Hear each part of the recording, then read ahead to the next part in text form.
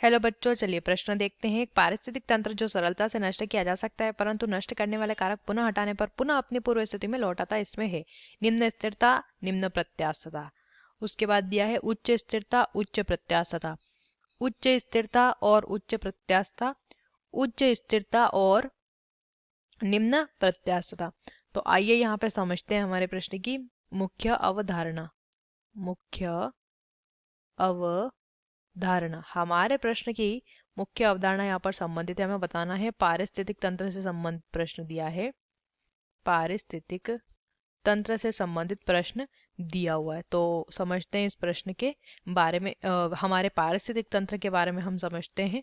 पारिस्थितिक तंत्र जो है ये एक ऐसा तंत्र होता है जिसमें कि जो एक जीव होता है वो जीव अपने वातावरण के जैविक व अजैविक, जैविक और अजैविक घटक के साथ, जैविक और अजैविक घटक के साथ क्या दिखाता है, संबंध स्थापित करता है, संबंध दर्शाता है। इसी संबंध द्वारा एक तंत्र का निर्माण होता है जिसे पारिस्थितिक तंत्र कहते हैं। अब इस तंत्र की एक विशेषता दी गई है कि एक पारिस्थितिक तंत्र जिसे सरलता से नष्ट किया जा सकता है, सरलता से क्या कर सकते हैं, नष्ट कर सकते हैं।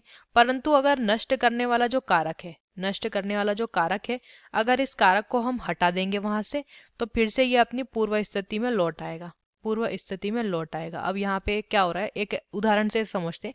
मान लीजिए एक घास का मैदान है, घास के मैदान का पारिस्थितिक तंत्र है, ठीक है। अब इस घास के मैदान में अत्यधिक वर्षा, ज्यादा वर्षा हो जाती है, तो इसका जो पूरा पारिस्थितिक तंत्र है वो नष्ट हो जाएगा, क्योंकि घास का मैदान जो है जल भरा वहां पर हो जाएगा, पौधे उतने ज्यादा नहीं उग पाएंगे, जो है पौधे सड़ जाएंगे और नष्ट हो जाएंगे, तो पारिस्थितिक तंत्र नष्ट हो जाएगा।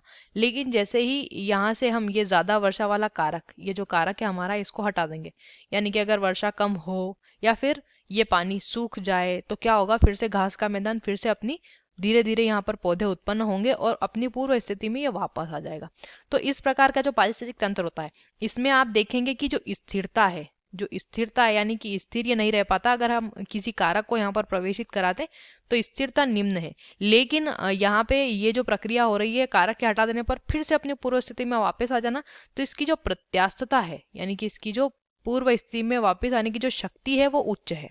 प्रत्यास्थता क्या होता है, एक एक किसी भी चीज को हमने नष्ट कर दिया और जब हमने कारक को हटाया तो वो अपनी पूर्व स्थिति में वापस आ गई, तो ये जो है ये प्रत्यास्थ है ये स्थिति, और ये क्या होता है, ये उच्च है, इसमें प्रत्यास्थता का गुण उच्च पाया जाता है। तो निम्न स्थिरता और उच्च प्रत्यास्थता विकल्प सी सही करेंगे, बाकी इसके बारे में सही नहीं दिए गए हैं। विकल्प सी हमारे प्रश्न का सही उत्तर हो जाएगा। आशा करते हैं आपको इस प्रश्न का उत्तर समझ आया होगा। धन्यवाद।